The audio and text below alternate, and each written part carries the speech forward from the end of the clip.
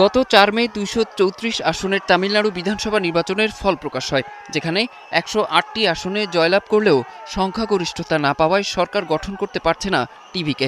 বিজয় সরকার গঠনের জন্য সুনির্দিষ্ট পরিকল্পনা পেশ করলেও রাজ্যপাল গ্রহণ করেননি। এজন্য জোট গঠনের চেষ্টা চালিয়ে যাচ্ছে বিজয়ের দল। এরই মধ্যে কংগ্রেসের সমর্থনও পেয়েছে। এখন চেষ্টা চলছে বাম দলগুলোকে জোটে টানার। এদিকে ৫৯টি আসন পাওয়া ডিএমকে ও ৪৭টি আসন পাওয়া এআইডিএমকে জোট বাঁধার ইঙ্গিত দিচ্ছে। থালাপাতি বিজয়ের সন্দেহ, এই দুই দল জোট বেঁধে তাদেরকে ক্ষমতার বাইরে রাখার চেষ্টা করছে। ডিএমকে ইতিমধ্যে তাদের বিধায়কদের ১০ মে পর্যন্ত চেন্নাইয়ে থাকার কড়া নির্দেশ দিয়েছে।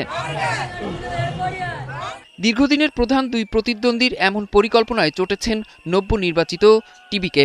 দলটির পক্ষ থেকে সতর্কবার্তা দেয়া হয়েছে যে এই দুই দল যদি অনৈতিকভাবে সরকার গঠনের চেষ্টা করে তাহলে একযোগে টিভিকের সব বিধায়ক পদত্যাগ করবে। অন্যদিকে এসব রাজনৈতিক নাটকীয়তার মধ্যে বিজয়ের দলের নব্য নির্বাচিত বিধায়কদের চেন্নাই থেকে প্রায় ৫০ কিলোমিটার দূরের মন্দির নগরী মামাল্লাপুরামের একটি অবকাশ যাপন কেন্দ্রে রাখা হয়েছে।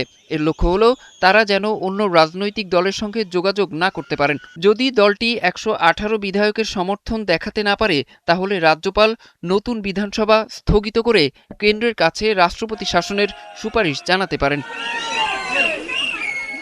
অরিসুল ইসলাম, ৭১।